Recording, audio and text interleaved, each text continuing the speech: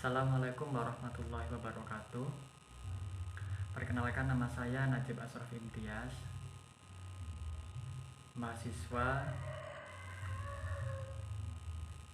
Prodi Tasawuf Psikoterapi, Fakultas Usuluddin dan Filsafat, Universitas UIN Sunan Ampel, Surabaya.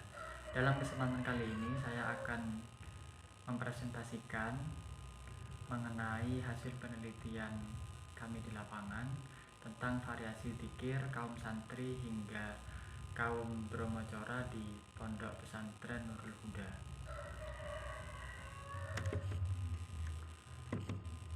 Pertama, penelitian ini dimaksudkan untuk menggali data lebih banyak tentang praktek dzikir yang diterapkan di Pondok Pesantren Nurul Huda, tidak hanya untuk golongan santri saja, tapi juga kaum brahmacora, yakni para preman dan orang-orang yang berada dalam dunia hitam.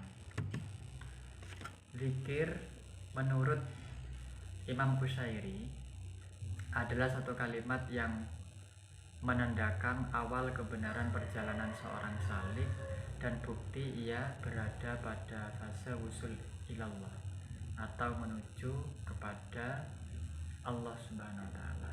Sedangkan zikir menurut Syekh Ibnu Athaillah As-Sakandari adalah alat pembersih batin dari sifat lalai dan lupa kepada Allah Subhanahu wa Ta'ala, dengan selalu menyambung kesadaran kepadanya dan selalu menghadirkan Allah di dalam batinnya.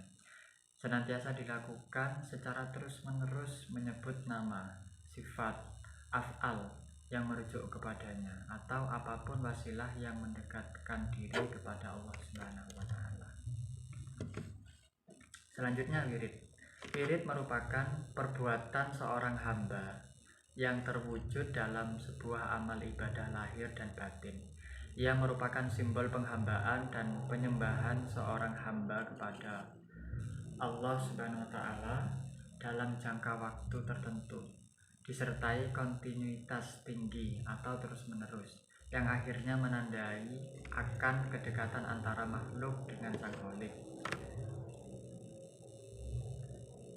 Sedangkan pesantren adalah satu tempat tinggal sementara bagi seorang santri selama mengikuti dan mencari ilmu agama. Sedangkan menurut Mas Tuhu, pesantren merupakan instansi pendidikan Islam tradisional dalam rangka mempelajari syariat Islam lalu diterapkan dalam kehidupan. Sedangkan berdasarkan Rabithah Ma'ahid Islamiyah, pesantren diartikan dengan lembaga keislaman untuk memperkuat agama Islam yang berhalun Ahlus Sunnah wal Jamaah. Secara garis besar, pesantren dapat kita simpulkan merupakan markas dakwah atau lembaga pendidikan Islam dalam rangka mempelajari dan menerapkan Islam Ahlus Sunnah wal Jamaah. Profil Pondok Pesantren Nurul Huda. Pondok Pesantren Nurul Huda didirikan oleh Kiai Haji Amirul Khatib, sedangkan pengasuhnya adalah Kiai Haji Ahmad Baidawi Amir. Ia didirikan pada tahun 1965. Lokasinya terletak pada Jalan Raya Lenteng, nomor 10, Desa Talang, Kecamatan Seronggi, Kabupaten Sumeneb. Dan santri yang ada di sini terdiri dari santri yang menetap dan juga santri duduk atau kalong, yang mana juga banyak dari kalangan brahmacora atau preman. Klasifikasi ibadah. Ibadah terbagi menjadi dua. Yang pertama adalah ibadah mahdhah. Konsep ibadah ini dilakukan oleh umat Islam berdasarkan syariat. Contoh ibadah mahdhah antara lain seperti sholat, zakat, puasa, dan haji.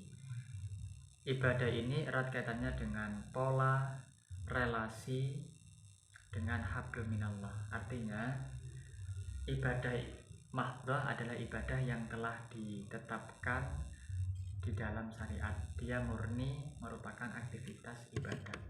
Sedangkan yang kedua adalah ibadah ghairu mahdhuf. Hal ini dilaksanakan oleh umat Islam dalam hubungannya kepada sang manusia dan juga lingkungannya, serta hal ini didasari dengan penyembahan kepada Allah Subhanahu wa Ta'ala. Variasi zikir. Zikir dalam pondok pesantren Nurul Huda terbagi menjadi beberapa pembagian. Yang pertama, zikir jali, zikir yang dilakukan dengan keras, yakni dengan lisan dan dilafalkan. Banyak hal yang dapat kami temukan di pondok pesantren Nurul Huda karena zikir jali ini sangat bervariasi. Ada yang dilakukan dibaca selama 40 kali, kemudian ada 99, kemudian ada yang 999, bahkan juga ada yang mencapai 1000 bahkan 10.000. Itu semua dilakukan dan diberikan oleh pendiri pondok pesantren Nurul Huda kepada seseorang sesuai dengan kondisi dan kemampuan batinnya. Yang kedua adalah zikir khafi. Zikir khafi ini adalah zikir yang samar, yang tidak disuarakan karena dia dilakukan di dalam hati dengan tanpa adanya suara. Sedangkan yang ketiga adalah zikir sirri. Zikir sirri dalam hal ini dilakukan di dalam batin, tapi dalam aspek kesadaran atau dalam aspek gerak batin, yang mana batin itu merasakan atau mendayagunakan batin untuk menyadari Allah Subhanahu wa Ta'ala. Itu yang dinamakan zikir sirri. Zikir sirri di pondok pesantren Nurul Huda dilakukan bagi orang-orang tertentu yang sudah mencapai tingkatan tertentu. Akhirnya dia banyak mempraktekkan zikir sirri dalam kondisi diam. Selanjutnya zikir jawarih. Zikir jawarih adalah zikir yang dilakukan oleh anggota tubuh. Misalnya di pondok pesantren Nurul Huda ada zikir yang dilakukan dalam bentuk tidak mendengarkan hal-hal yang tidak bernuansa pujian kepada Allah SWT, yakni kuping. Kuping zikirnya adalah dengan menghindari hal-hal yang tidak diperbolehkan di dalam syariah, mendengarkan perkara yang haram, perkara maksiat, dan perkara yang bisa menyebabkan madorot itu dilaksanakan